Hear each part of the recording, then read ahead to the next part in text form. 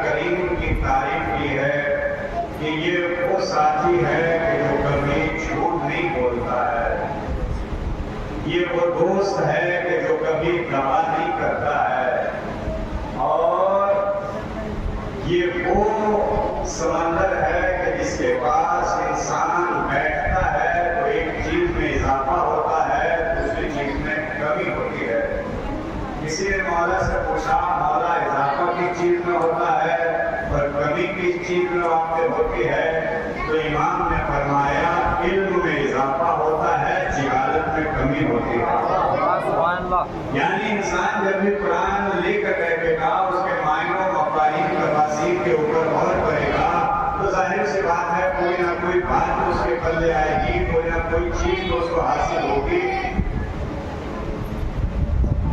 میں بچوں سے یہ کہہ رہا ہوں، یہ بچے جو جھومٹ بنا کے ایک جگہ بیٹھے ہوئے ہیں یہ مجلس کی عظمت کو کم کرتے ہیں. ایک جگہ نہ بیٹھے, آگے آ جاؤ, آگے بیٹھ جاؤ.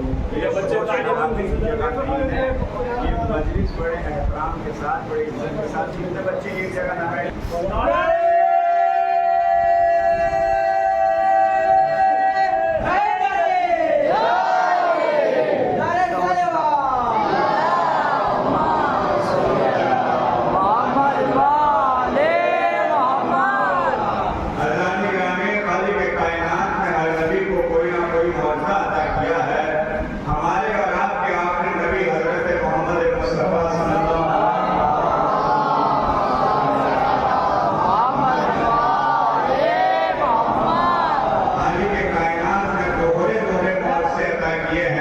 ایک کا نام قرآن مبین ہے, ایک کا نام قرآن ناطق ہے, دوسرے کا نام قرآن صامت ہے.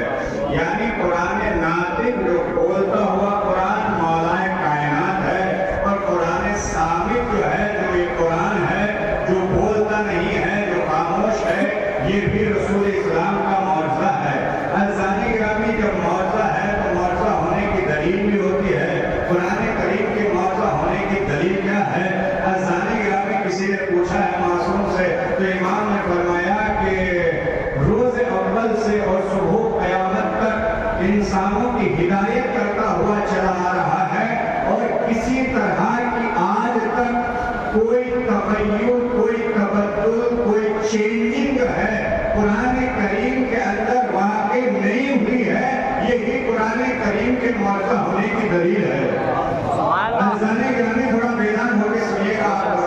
اور دوسری دلیل یہ بتائی ہے مولا نے کہ قرآن کریم کی تازگی اور معجزہ ہونے کی دلیل یہ ہے کہ اس کو جس زمانے میں بھی پڑھا گیا, توجہ چاہوں گا عزیزان گرامی, بزرگوں سے دعائیں, جس زمانے میں بھی پڑھا گیا, جہاں بھی پڑھا گیا, تو ایسا ہی محسوس ہوا کہ شاید آج ہی کے زمانے کے لوگوں کے لیے نازل ہوا ہے, آج ہی کے زمانے کے لوگوں کی عکاسی کر رہا ہے, آج ہی کے زمانے کے لوگوں کے دلوں کے حال کو بیان کر رہا ہے. اور یہ اسی چیز میں ہو سکتا ہے, ورنہ زمانے میں کتابیں ہزاروں آئی, وقتیاں آتی ہیں, زمانہ اپنے کروٹ میں لے کر ختم کر دیتا ہے, لیکن قرآن کریم واحد کتاب ہے جو 1400 سال سے آج تک جس زمانے میں پڑھی گئی, ہر زمانے والوں نے یہ کہا یہ قرآن ہمارے وقت کے لیے نازل ہوئی ہے. ایک سوال ہے اس نے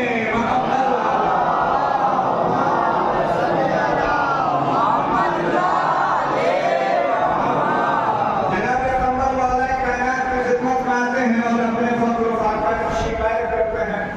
مولا بہت زیادہ تندرستی ہے, بہت زیادہ غربت ہے, بہت زیادہ فاقے ہیں, پریشان حال ہوں, لہٰذا جو ہے کچھ عطا کیجیے. بس توجہ چاہوں گا عزیزان گرامی, میں اپنے گفتگو کا آغاز کر چکا ہوں. جیسے ہی جناب کمبر نے جو ہے مولا کائنات سے سوال کیا, فوراً کمبر سے فرمایا, کمبر وہ کیا پڑا ہوا ہے؟ کہا مولا وہ تو پتھر ہے. کہا ذرا غور سے دیکھو وہ کیا پڑا ہوا ہے. کہا مولا وہ تو سونا ہے. بس عزیزان گرامی, جیسے مولا نے کہا نا غور سے دیکھو, یعنی ابھی تک نظر امامت نہیں پڑی تھی, اور نظر امامت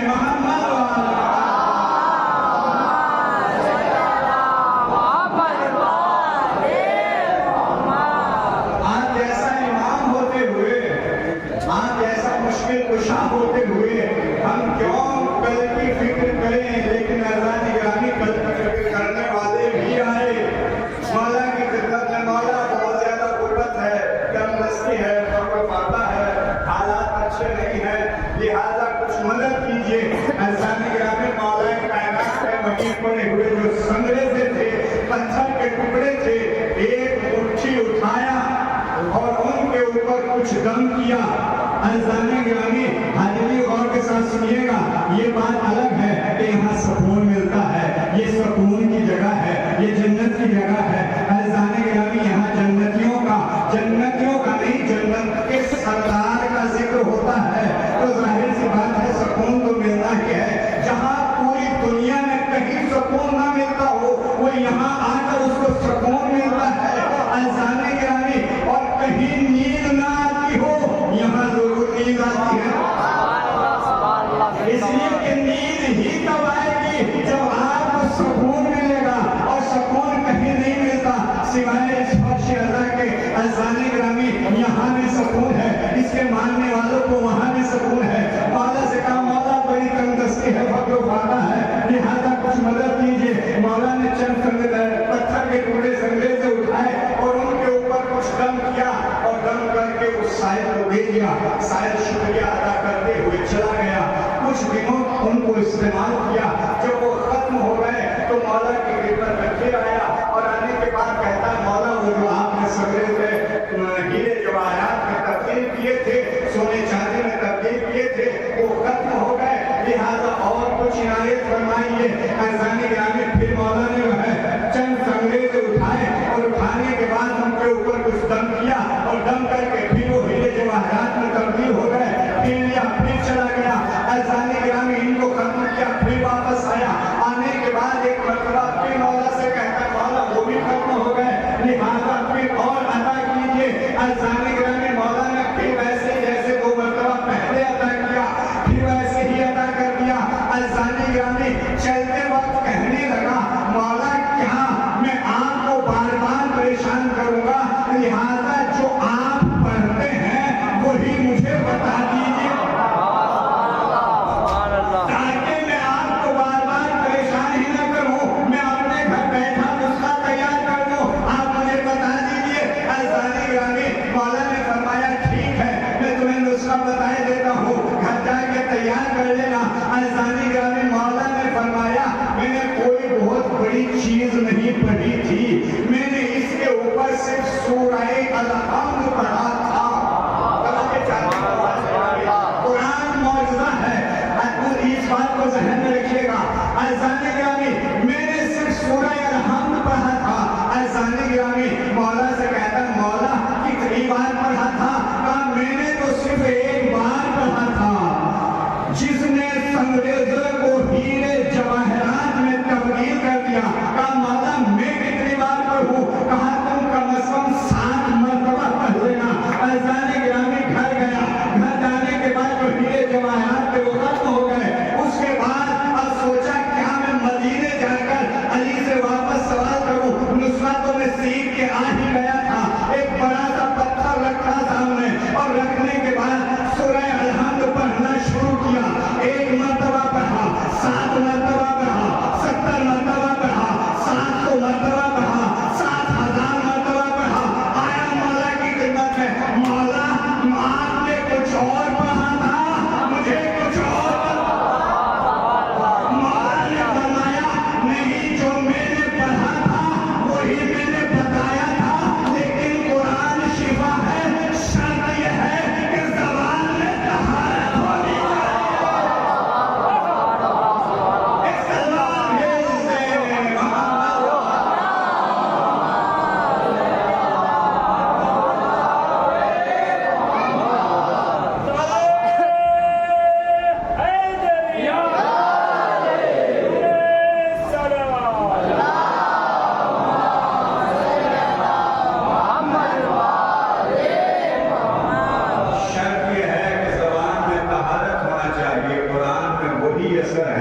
लेकिन शर्त यही है कि कुरान जैसे ताहिर है वैसे ही ज़बान में भी तहारत होना चाहिए। कुरान की एक एक आयत जो है वो असर रखती है।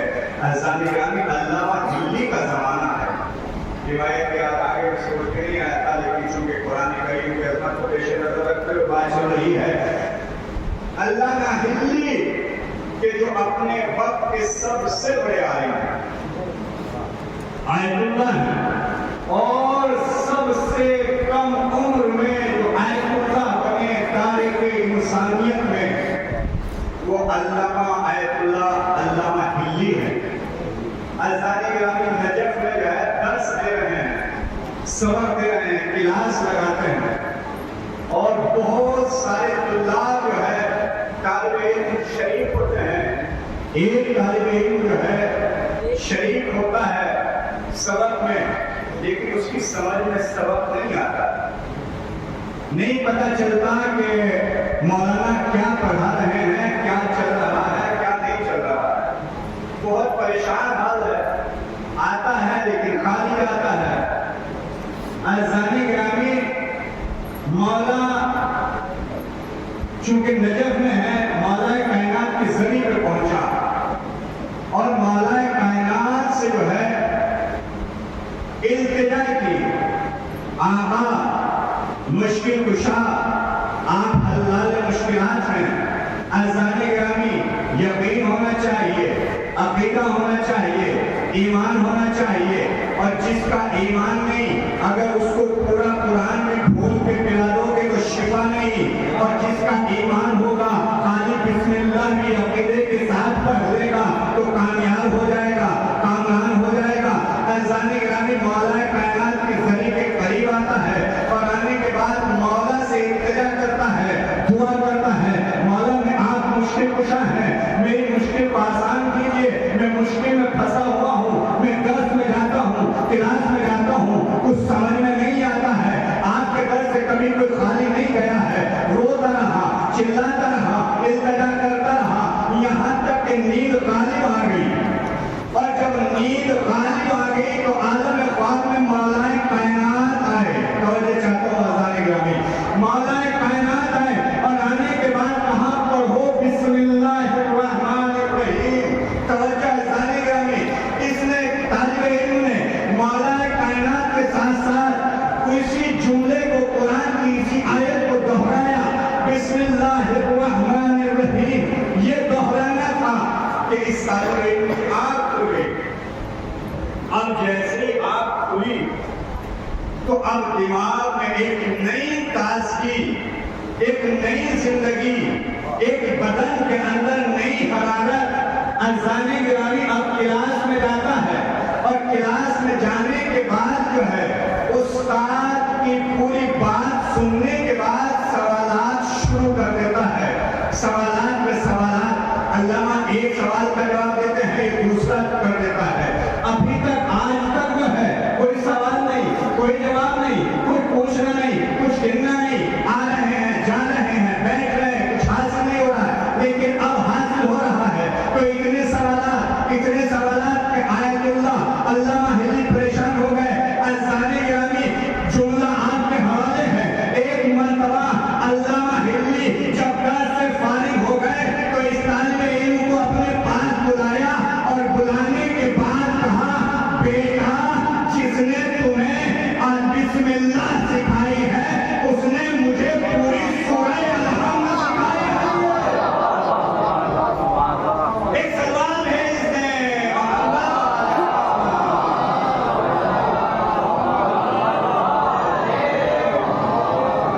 تو آپ اندازہ لیں ایسے ہی علامہ ہلی نہیں ہوئے ہیں، بلکہ مولا کائنات کے در سے جو ہے علم حاصل کیا ہے، مولا کائنات کی بارگاہ سے جو ہے علم حاصل کیا ہے، ان کی فضا سے جو ہے فیضیاب ہوئے ہیں۔ اذانی گرامی مولا کائنات کی خلافت کا نہیں بلکہ پہلے کی خلافت کا زمانہ، مولا کائنات کو خلافت صدر کر دیا گیا۔ ایک سائل آتا ہے اور آنے کے بعد سوال کرتا ہے دربار خلافت میں۔ سوال کیا ہے؟ سوال ہے کہ بتائیے آدم افضل ہے کہ خاتم النبیین رسول اسلام افضل ہے؟ اذانی گرامی ظاہر سی بات ہے، ہر مسلمان سیدھا اسی بات کا جواب دے گا کہ بھائی رسول اسلام افضل ہے، نہیں رسول اسلام افضل نہیں ہے بلکہ آدم افضل ہے. کہا کیسے؟ عزیزان گرامی اب کیسے کا جواب اس نے ابھی نہیں دیا. کہا ابھی نہیں دوں گا اس لیے کہ تو اس لائق ہی نہیں ہو کہ میرے جواب کو سنبھال سکو. عزیزان گرامی ان سے جواب نہیں بنا. جیسے ہی جواب نہیں بنا تو وہیں پر جناب سلمان فارسی موجود تھے اور جیسے ہی سلمان فارسی جو ہے اس بات کو سن رہے ہیں تو سلمان فارسی اس صاحب سے کہتے ہیں چلو میں تمہیں اس دروازے پر لے کر چلتا ہوں کہ جہاں تمہارے سوال کا جواب ملے گا. توجہ چاہتا ہوں عزیزان گرامی. ایک مرتبہ کہاں لے کے جا رہے ہو؟ کہاں در علی پر لے کے جانا چاہتا ہوں. جیسے در علی کا نام آیا کہ اتنے میں ادھر سے مولا کائنات آ گئے. عزیزان گرامی پوچھا کیا سوال ہے؟ کہا سوال میرا یہ ہے کہ بتائیے کہ آدم افضل ہے کہ رسول اسلام افضل ہے؟ عزیزان گرامی مولا کائنات نے بھی وہی جواب دیا کہ رسول اسلام افضل ہے، آدم افضل نہیں ہے. وہ کہتا نہیں آدم افضل ہے. کا دلیل کیا ہے؟ کہ اللہ نے جب آدم کو پیدا کیا تھا تو تمام ملائکہ سے سجدہ کروایا تھا، لیکن جب رسول اسلام کو پیدا کیا تو کسی ملائکہ سے سجدہ نہیں کروایا. بس توجہ چاہتا ہوں عزیزان گرامی، یہ جو سلوات آپ پڑھتے ہیں سب مل کے پڑھتے ہیں اور یہ حکم الہی ہے، قرآن کریم میں موجود ہے اور یہ واحد وہ کام ہے کہ جس میں صرف تنہا آپ نہیں کرتے بلکہ آپ کے ساتھ اللہ بھی کرتا ہے. یعنی لا شریک بھی شریک ہو جاتا ہے، ملائکہ بھی شریک ہو جاتے ہیں، مومنین بھی شریک ہو جاتے ہیں. آپ کو یاد نہیں ہر نماز میں پڑھتے ہیں ان اللہ و ملائکتہ یصلون علی النبی یا ایھا الذین آمنوا صلوا علیہ وسلموا تسلیما.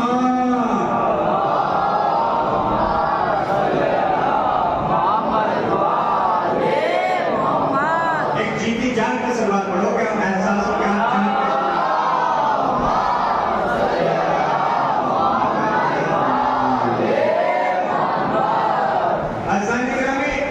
یہ واحد کام ہے سلوات کہ جس میں اللہ بھی شریک، ملائکہ بھی شریک، مومنین بھی شریک. وہ کہتا ہے کہ جب اللہ نے آدم کو پیدا کیا تھا تو تمام ملائکہ سے سجدہ کرایا تھا.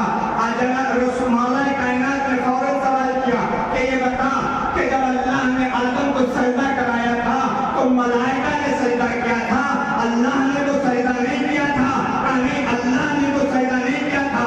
کہا بس یہی فرق ہے کہ جب آدم کو پیدا کیا تھا تو ملائکہ سے سجدہ کرایا تھا، لیکن جب محمد والے محمد پر صلوات بھیجی جاتی ہے تو ہم ملائکہ بھی بھیجتے ہیں، اللہ بھی بھیجتا ہے.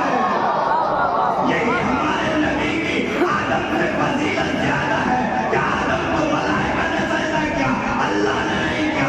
یہاں اللہ بھی بھیج رہا ہے، ملائکہ بھی بھیج رہے ہیں، مومنین بھی بھیج رہے ہیں. ایک سلوات بھیج دیں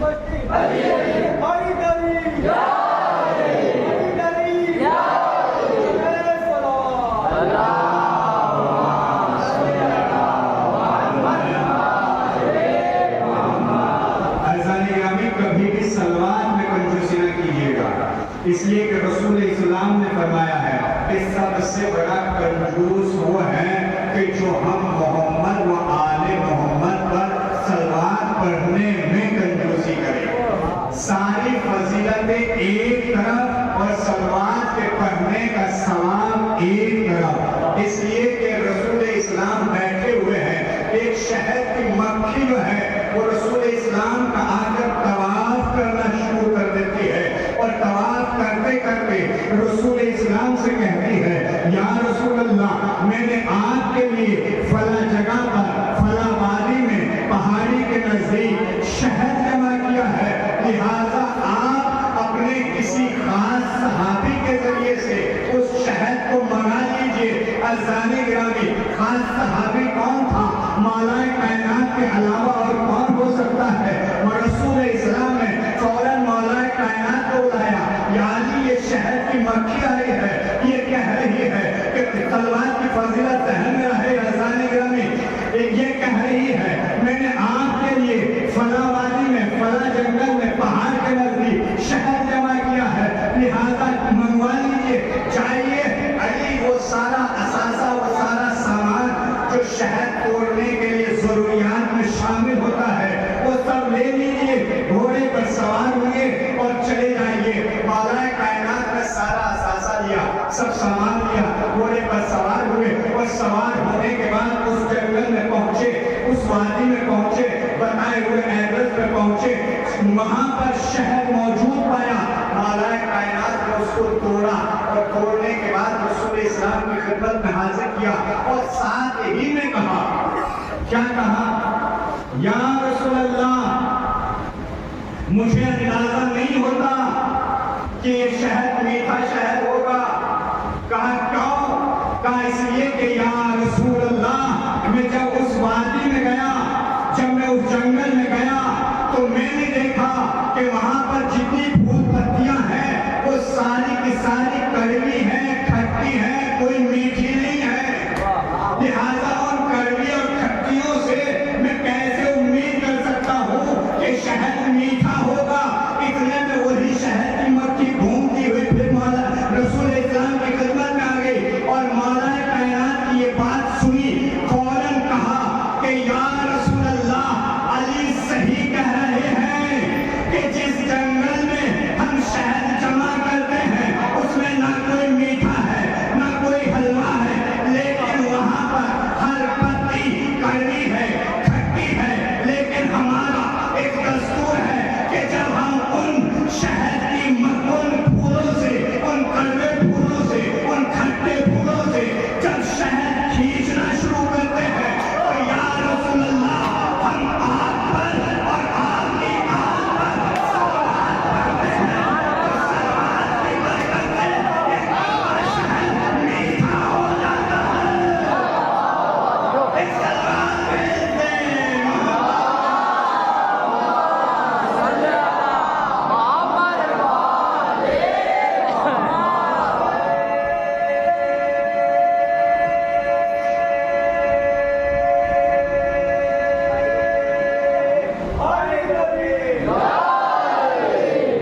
या रसूल अल्लाह, वाकई वहां पर कोई फल, कोई फूल मीठा नहीं है, लेकिन हमारा दस्तूर है कि जब हम उन कड़वे फूल पत्तों से, खट्टे फूल पत्तों से शहद पीते हैं।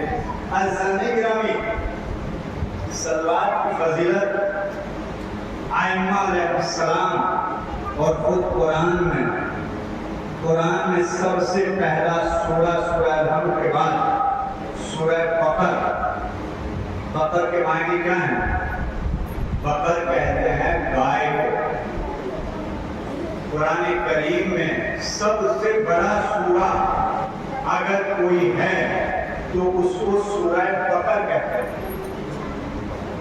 अब बकर परवरदिगारा, तेरी डिक्शनरी में अल्फाजों की कमी थी तो नहीं कि तूने इस सूरे का नाम सूरह बकर रखा, और बहुत सारी बातें, बहुत सारे वाक़यात इस सूरे के अंदर मौजूद है, कुछ और नाम रख देता। कहा नहीं, बकर इसलिए रखा कि ताकि तिलावत करने वाला, तफसीर पढ़ने वाला इस नाम की तरफ मुतवज्जे हो, और मुतवज्जे होने के बाद वो असली मकसद तक पहुंच जाए। असली मकसद क्या है? उसके अंदर भी सलवात पोशीदा है। तवज्जो चाहूंगा अज़ानी गिरामी,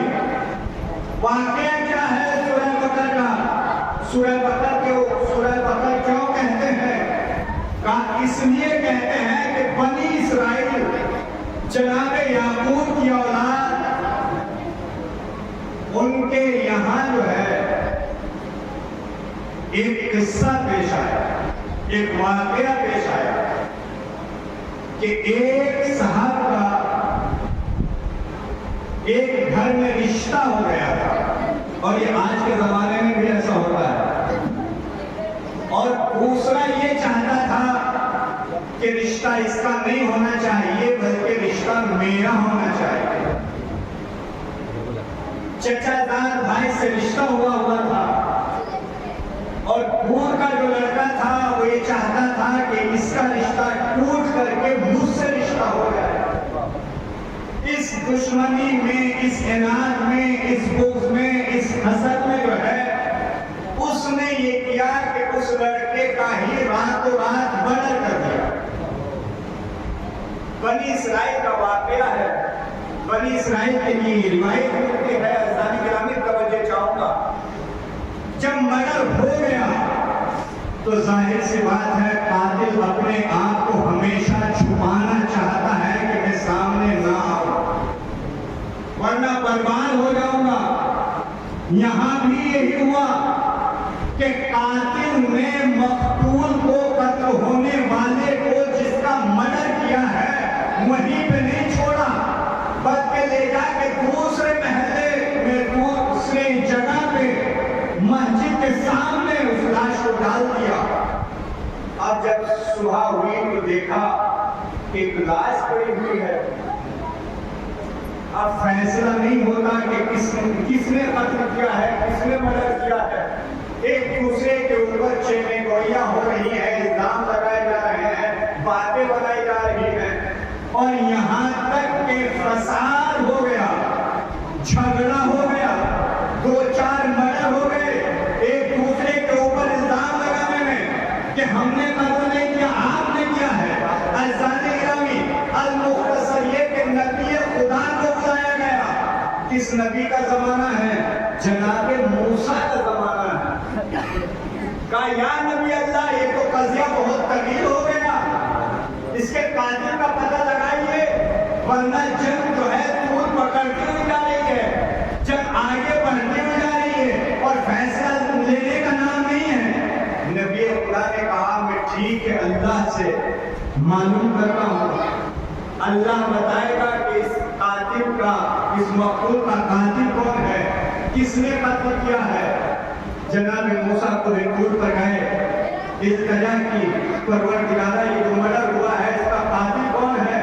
کہا ہے موسیٰ اتنی آسانی سے نہیں بتاؤں گا، مجھے ایک جگہ پر میرے اوپر، میرے حبیب کے اوپر، حبیب کی آل کے اوپر ایک جوان ہے جو سلوات پڑھتا ہے، مجھے اس کی سلوات کا ادنا سا ثواب کسی دنیا میں ادا کرنا ہے۔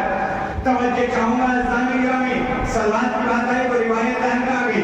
عزیزان گرامی، کہاں پھر یہ پروردگارہ کیا کرو ہے؟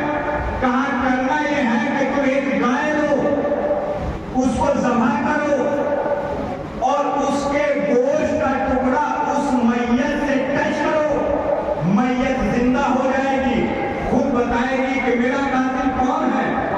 توجہ عزیزان گرامی، جناب موسیٰ نے آ کر بتایا بھائی ایک گائے خرید لو، اس کو ذبح کرو اور اس کو ذبح کرنے کے بعد اس کے گوشت کا ٹکڑا اس قاتل کو، اس مقتول کو مس کرو، ٹچ کرو، وہ خود زندہ ہو کے بتائے گا۔ یہ قوم بنی اسرائیل یعنی یہودی آغاز ہی سے ضدی بہت ہے۔ انہوں نے جناب موسیٰ سے ضد کی، یا نبی اللہ یہ بتائیے کہ وہ گائے کیسی ہونی چاہیے۔ قرآن کریم میں پورا واقعہ ہے۔ جناب موسیٰ نے کہا میں نے اللہ سے پوچھا، اللہ نے کہا کہ نہ بوڑھی ہونی چاہیے اور نہ بچی ہونی چاہیے بلکہ میانہ عمر کی ہونا چاہیے۔ عزیزان گرامی بتا دیا، پھر پوچھا اے نبی خدا یہ بتائیے کہ کس رنگ کی ہونا چاہیے؟ کہا رنگ بھی سرخ ہونا چاہیے۔ عزیزان گرامی اس طرح کی گائے صرف ایک جوان کے پاس تھی اور وہ اپنے والدین کا اتنا مطیع تھا کہ اپنے والدین کے بغیر کوئی فیصلہ نہیں لیتا تھا، اپنی ماں کے بغیر۔ جب یہ لوگ اس کے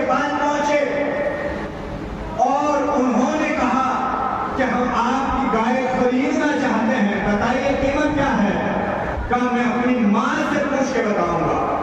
کہا بیٹا جاؤ 10,000 دینار بتا دو. یہ آئے اور کہنے لگے نہیں 10,000 تو زیادہ ہے, لہذا 5,000 لے لیجیے. کہا کہ ہمیشہ جو ہے یہی تقاضا رہتا ہے کہ مالک کو پورا نہ دیا جائے, کم سے کم دیا جائے. کہا 10,000 تو زیادہ ہے, لہذا 5,000 لے لیجیے. کہا میں اپنی ماں سے پوچھ کے آتا ہوں. گئے, کہا اب بیٹا 10,000 نہیں, جا کے کہہ دو 20,000 قیمت ہے. اب یہ آئے, کہا کہ نہیں 10,000 نہیں, قیمت 20,000 ہے. کہا نہیں 10,000 لے لو. کہا میں اپنی ماں سے پوچھوں گا.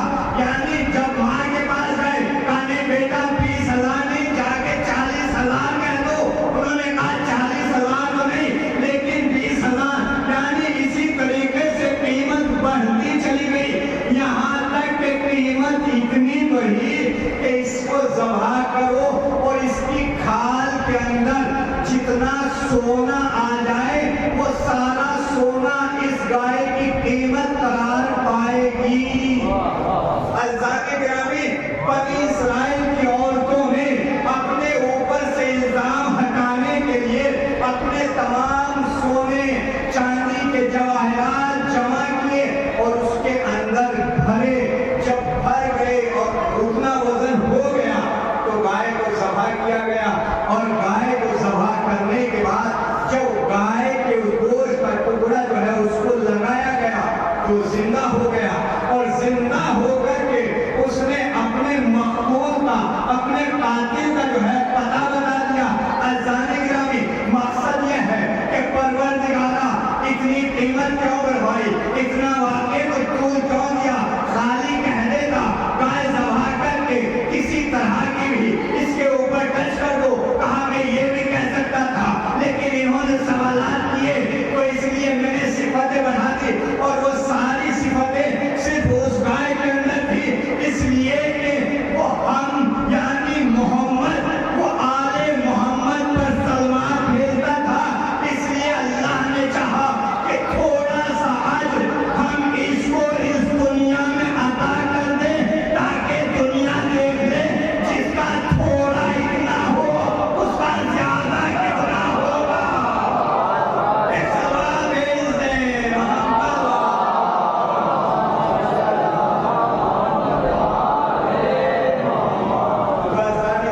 جس کے سلوات پڑھنے کی ایک فضیلت اتنی ہے, اس کے باقی فضائل اور مصائب سننے اور پڑھنے کی کتنی زیادہ فضیلت ہوگی, اس کے لیے کوئی احسان نہیں کیا جا سکتا, اس کے لیے کوئی شمار نہیں کیا جا سکتا.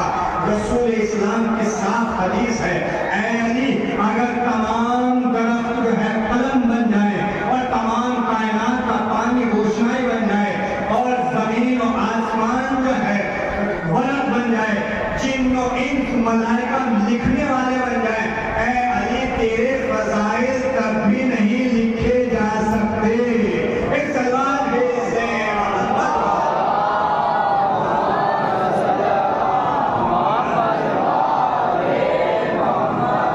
یہ اللہ کی طرف سے انعام ہے. خوش نصیب ہے آپ حضرات. اور وہ میں ابھی کتاب کا مطالعہ کر رہا تھا, اس میں حدیث پائی کہ اللہ جب کسی بندے کے ساتھ نیکی کرنے کا ارادہ کرتا ہے, کسی بندے کے ساتھ لطف و کرم کرنے کا ارادہ کرتا ہے تو اس کے دل میں حسین کی محبت ڈال دیتا ہے. یعنی امام حسین کی محبت جو ہے پروردگار کا ایک لطف و کرم ہے کہ ہم اس جگہ پر اس فرش حسین پر جمع ہوئے ہیں. عزیز و یہ فرش عزا جس پر آپ بیٹھے ہوئے ہیں, اتنی آسانی کے ساتھ فضائل و وسائل امام مظلوم کربلا سن رہے ہیں, یہ اتنی آسانی سے ہم تک نصیب نہیں ہوئی ہے. اس کی عظمت کو پہچانیے, اس کی فضیلت کو پہچانیے, اس کی تاریخ کو دیکھیے کہ یہ کیسے کیسے جو ہے ہم تک پہنچی ہے. بنی امیہ اور بنی عباس کا زمانہ یاد کیجئے کہ جس زمانے میں ذکر حسین کے اوپر پابندیاں تھی, یعنی ذکر حسین کر نہیں پاتا تھا کوئی انسان بھی. اگر کوئی زبان پر نام حسین لے دیتا تو تو اس کی زبان جو ہے وہ بدھی سے کھینچ لی جاتی تھی. اگر کسی کا ہاتھ یا حسین کہہ کر سینے پر پڑ جائے تو اس کا ہاتھ قلم کر دیا جاتا تھا.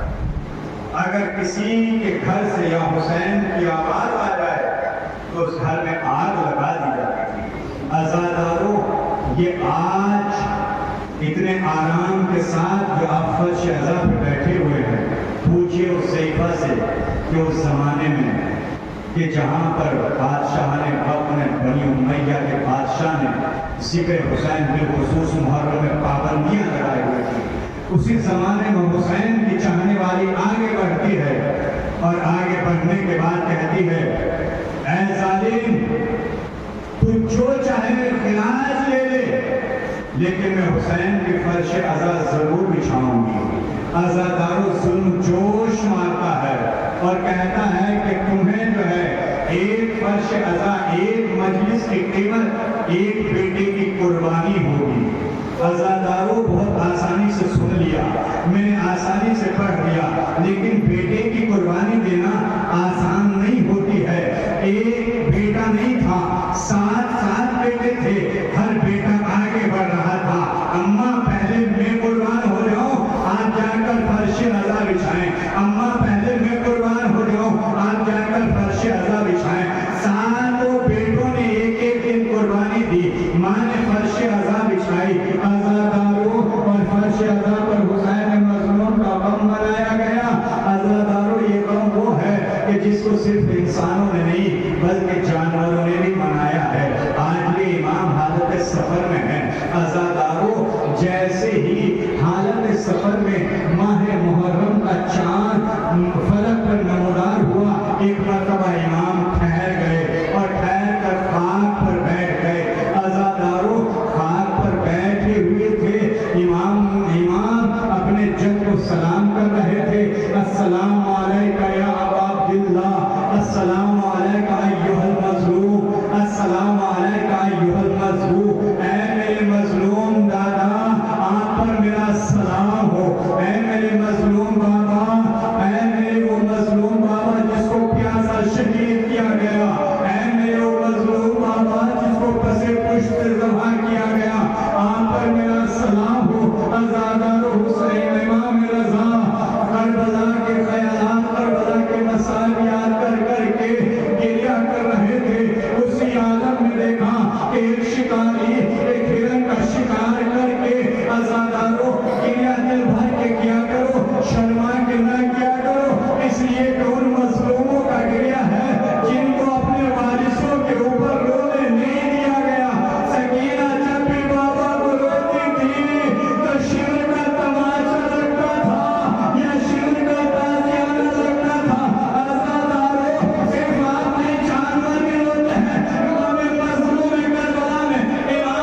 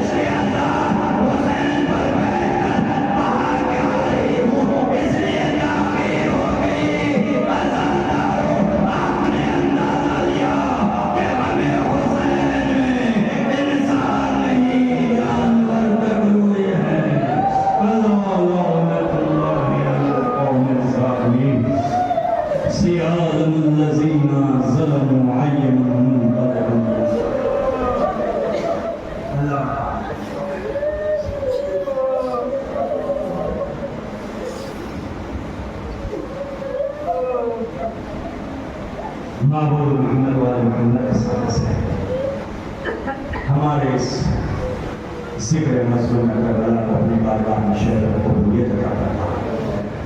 معبود محمد والے محمد کے صدقے سے عابد بیمار کے صدقے سے جو مومن مومنات بیمار ہیں سب کو شفا کاملہ عطا فرما۔